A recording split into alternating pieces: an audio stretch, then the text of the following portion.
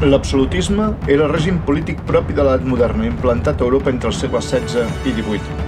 Segons els principis ideològics de l'absolutisme, l'autoritat del rei tenia un origen diví, Déu li atorgava el poder. Segons els principis teològics, Déu és perfecte i mai s'equivoca. Per tant, el rei no s'equivocava mai, i enfrontar-se a ell era enfrontar-se a Déu. El monarca que va encarnar plenament l'absolutisme va ser el rei Lluís XIV de França.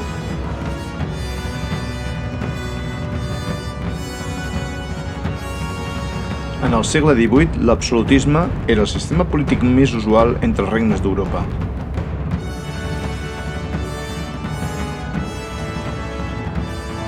Pels absolutistes, Déu determina qui serà rei.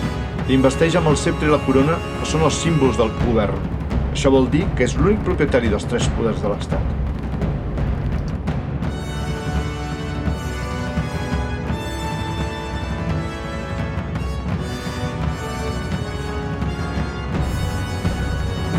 El gran símbol del seu esplendor eren els palaus. El primer, de gran pompositat i opulència, va ser el de Versalles. L'absolutisme és l'única forma del poder possible establerta per la mateixa divinitat que determina i inspira els nous actes. És ell qui, a través de la meva persona, governa a França. Déu em va escollir néixer. És ell qui ha guiat els meus passos i els dels meus súbdits per coronar-nos com a rei. Ell em va predestinar i em va investir amb tots els poders que ostento. Això vol dir que la perfecció... Déu? Déu.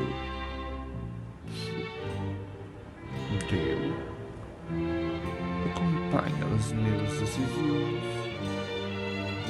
Jo mai puc equivocar-me ni malinterpretar res.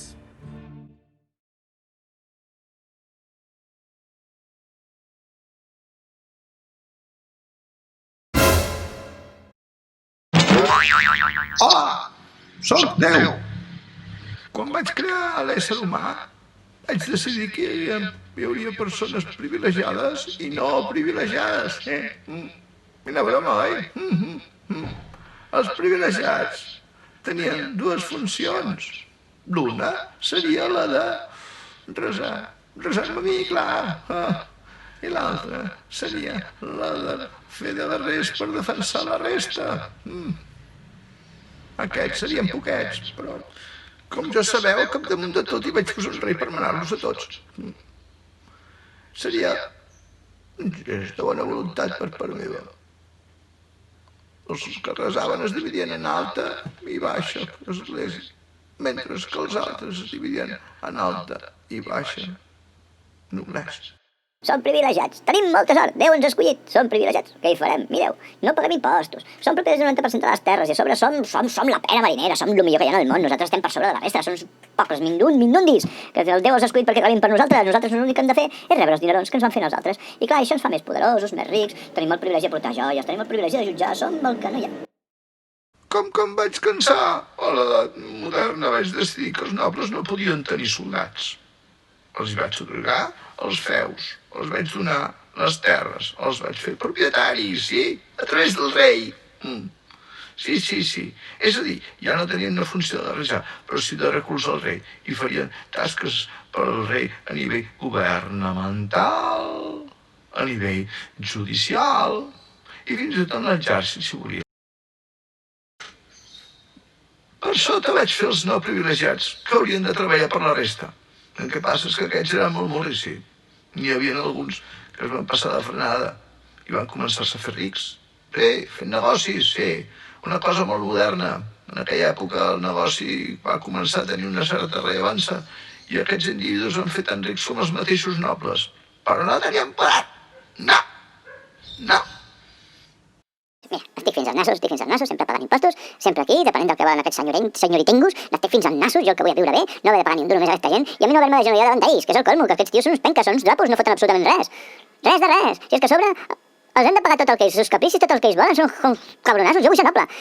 Jo vull ser noble. Necessito ser noble, vull ser noble. Aquests individus, els burgesos, se'ls va acudir que volien ser nobles. I van pensar com fer-ho. Com no podien comprar-li el títol al rei, li van dir als nobles: «Ei, em vull casar amb ta filla, i a canvi d'això et donaré molts dinerots». O si no, li van dir al noble: «Escolta'm, per què no m'adoptes? Soc un nen petitó, no, per tant igual, tu m'adoptes i així d'aquesta manera jo seré noble». M'enteneu? I així van trencar la meva estructura, la meva jerarquia. Quins nassos, no? Vosaltres perquè, clar, teniu dinerons, no? I nosaltres què? Nosaltres què hem de fer? Ens hem de quedar sense poder ser nobles i sense poder tenir els mateixos privilegis que vosaltres, que sou uns cabrons, igual com els altres. Mira, solament pensem nosaltres, ale! Calla, a treballar. No. Uns s'han saltat a la meva legalitat. I s'han convertit en noblesa de capa, per no dir-los d'una altra manera. Però vosaltres a treballar. Ja, un, dos.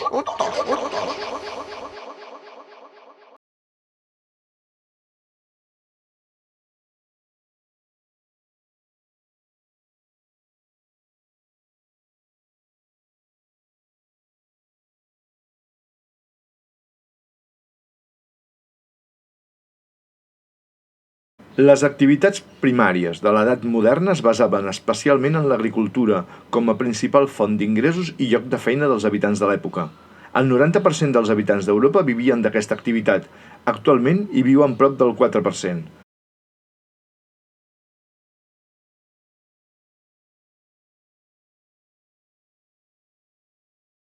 El guaret era la tècnica emprada pels agricultors europeus.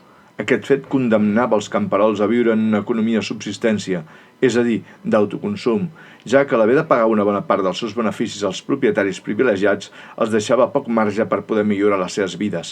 Els mercats regionals es farcien d'aquest escàs benefici i és on aconseguien les petites propietats que necessitaven per sobreviure. Què era el guaret? Es tractava d'una tècnica de conreu que obligava el camperol a deixar descansar part de les seves terres durant un any per no esgotar-les. Es deixava de cultivar una part d'allò que necessitaven per obtenir beneficis i viure dignament.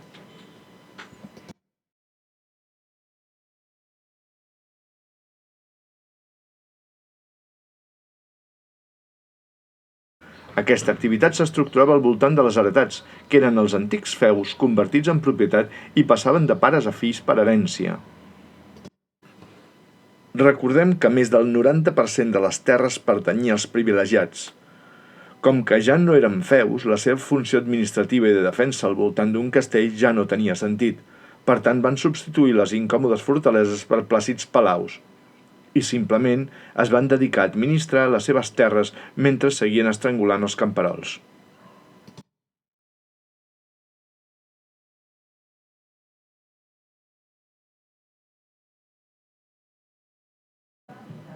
Les activitats secundàries tenien com a baluard les manufactures, generalment reials, que pertanyien a l'estat, vaja, i l'artesanat, que estava estructurat al voltant del gremi.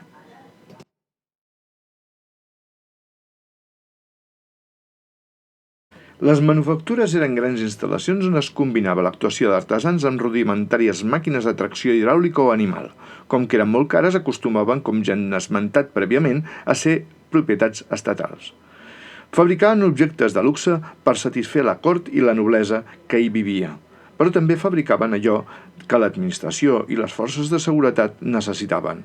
Com que fabricaven més del que es necessitava, venien els seus excedents a altres països i com que necessitaven matèries primeres, en moltes ocasions consolidaven un comerç el que anomenarem mercantilisme.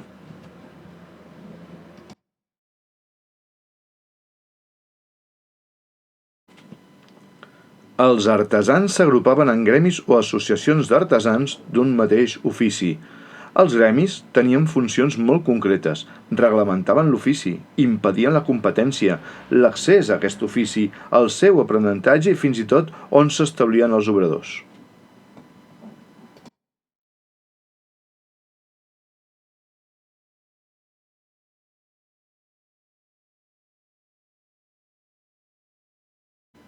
Les activitats terciàries es basaven principalment en el comerç i el capital financer.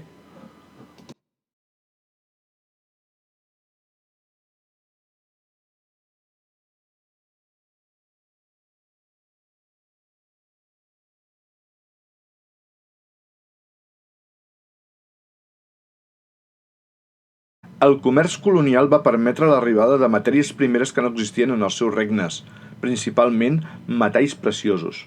Alhora, els avantatges d'aquest comerç va impulsar els europeus a conquerir nous territoris.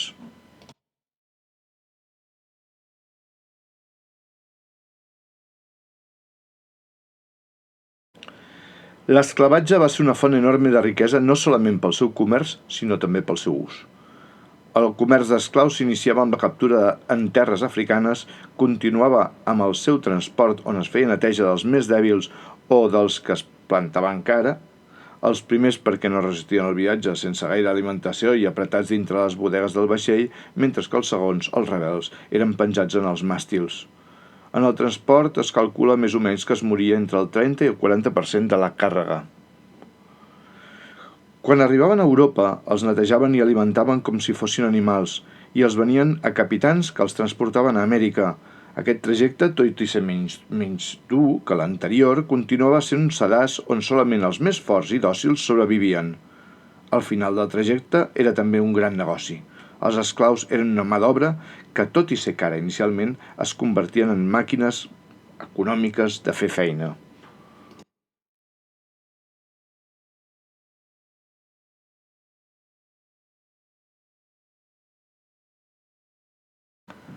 El mercantilisme es va desenvolupar en una època on l'economia europea estava en transició, cap al que seria més endavant un capitalisme. Els canvis tecnològics en la navegació i el creixement dels nuclis urbans també va contribuir decisivament al ràpid increment del comerç internacional.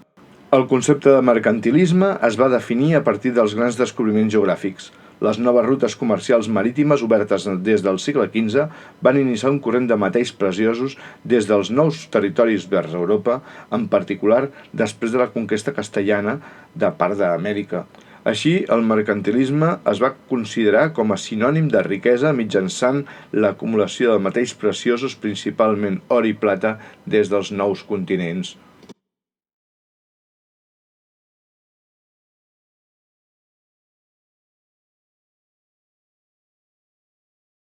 En aquest mateix període va aparèixer la primera asseguradora, Lloyd's, que feia pòlisses d'assegurança per la càrrega transportada pels vaixells.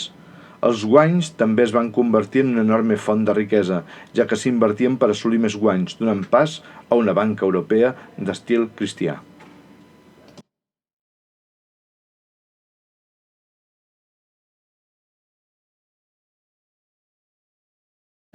Les necessitats de finançament de l'Estat cada cop eren més grans i complexes i els excessos de les seves corts eren cada cop més exagerats. Fos com fos, els estats necessitaven cada cop més diners i per això van buscar finançament. Així, el sistema financer cada cop va tenir més importància dintre d'Europa.